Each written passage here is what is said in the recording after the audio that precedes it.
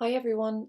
I just wanted to make a short post and video about the conversation between the feminine and the masculine, which I appreciate can sometimes um, either be triggering or cause confusion, or it means different things to different people.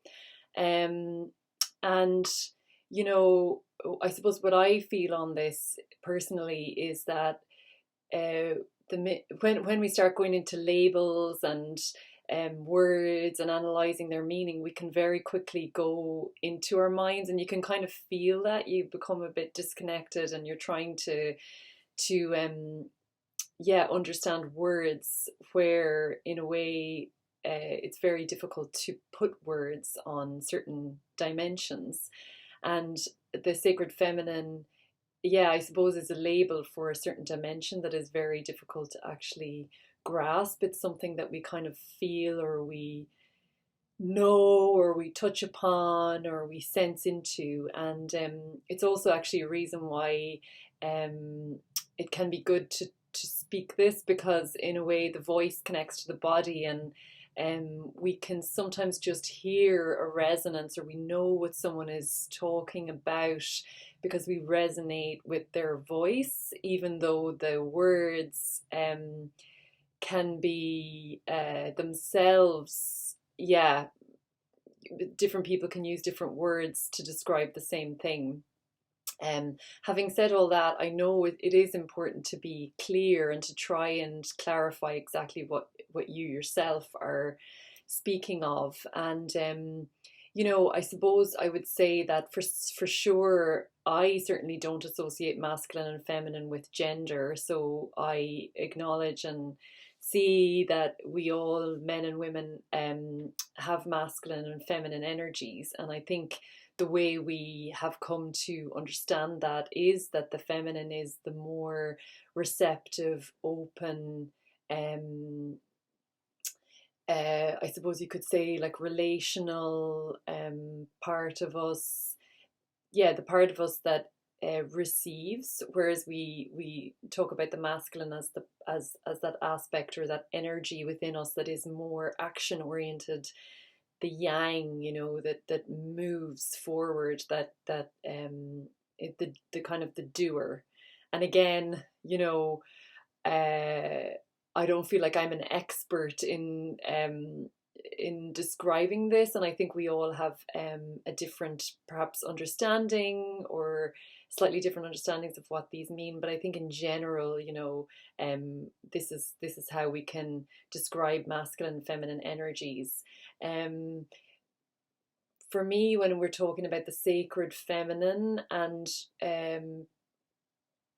say feminine consciousness, we're going a little bit deeper. And it's, as I've come to understand it, this feminine consciousness, um, feminine wisdom, is being rooted back into the body. We're returning to our bodies. We're going down. We're descending, and it is as much the darkness and the principle that knows how and when to destroy, as well as how and when to birth.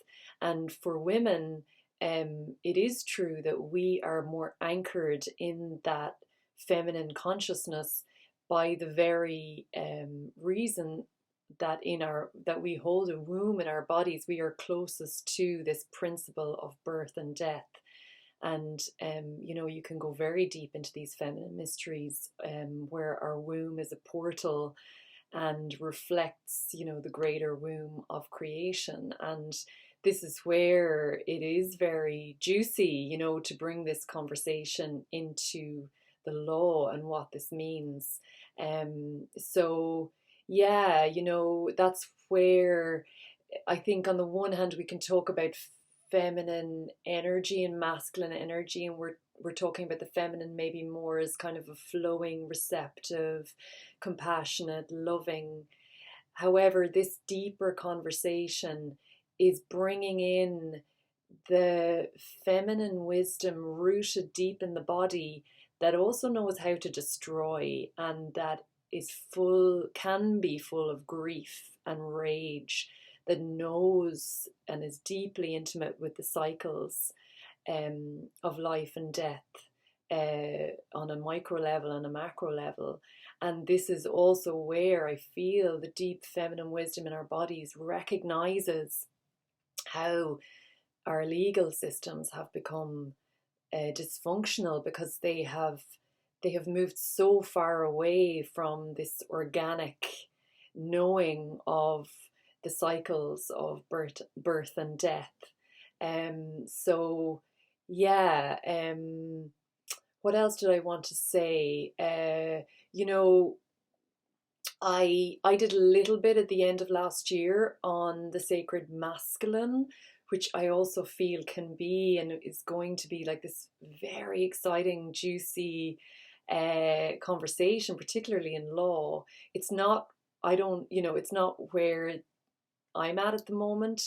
But I just wanted to say that that's also obviously like hugely important, and ultimately, where we're going is like a union of these principles and a balance in ourselves.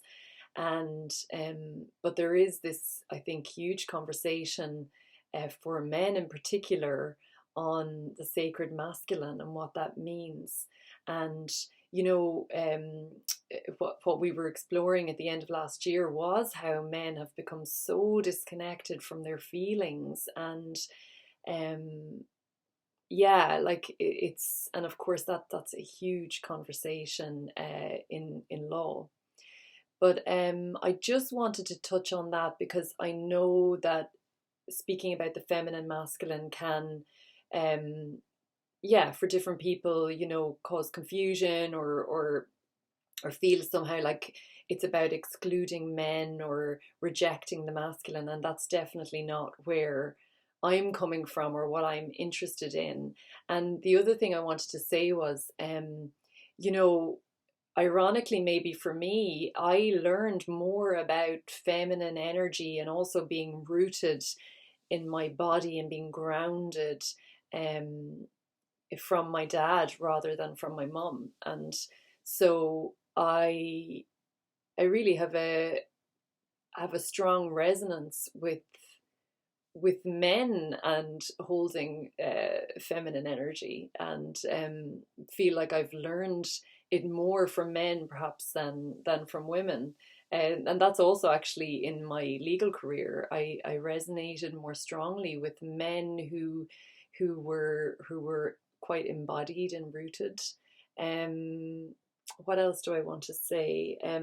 Yeah, so what I also wanted to say was this conversation for me in law, what I'm interested in, what I'm feeling into, is that when we do um, allow ourselves to return to this place that knows the cycles, that um, recognizes when something new needs to be birthed, when something needs to die, um, we are tuning in to a natural knowing of justice and of these qualities that we associate with our law and our legal systems and social order. We know these qualities in our bodies, but we've become so dissociated and disconnected from them, I feel. And so this journey is about returning to that knowing. And what I wanted to say too was, it's from these qualities, since time immemorial, that we have built legal systems that then can implement an social order. But over time, because we've then disconnected from the source of the qualities and the knowing that has created these systems, we've become bogged down and over involved in the systems and the procedures, but that's not where justice is to be found. That's just, you know, the tool, the implementing tool. And actually, it's become very overcomplicated. And we're looking for justice in there somewhere, and we can't find it because uh, true justice and truth and honor and all these qualities are known by us when we're in balance, when we're rooted into our bodies. Um, so yeah, I mean that's where I'm interested to feel into, to listen in to this. Yeah, this invitation now to return, you know, and to then open into the possibility that we can begin to practice law again from a deep knowing in our bodies and to explore what that means, you know, because we've become so, I feel at least, lost in feeling like we need to fit into a system and into a way of doing things that in fact is consistently disconnecting us from our deeper knowing, that can lead to a true sense and kind of blossoming of justice. Um, so I leave it there. I hope that kind of made sense, so you could feel into what I was saying. I know, I mean, I myself can feel like I go down rabbit holes, and it can feel confusing at times. Um, but I hope I gave a sense of where I'm coming from with this idea of the sacred feminine and the law. And I look forward to continuing to explore this. If you are still interested in signing up, there's a low pricing until the end of January. And, you know, I've kept this very low and accessible because it is as much for me as for everyone. I'm just really looking forward to yeah, inviting in this conversation that I just feel like we're really starting to unravel. And yeah, I'd love if you felt to join. Okay, thank you.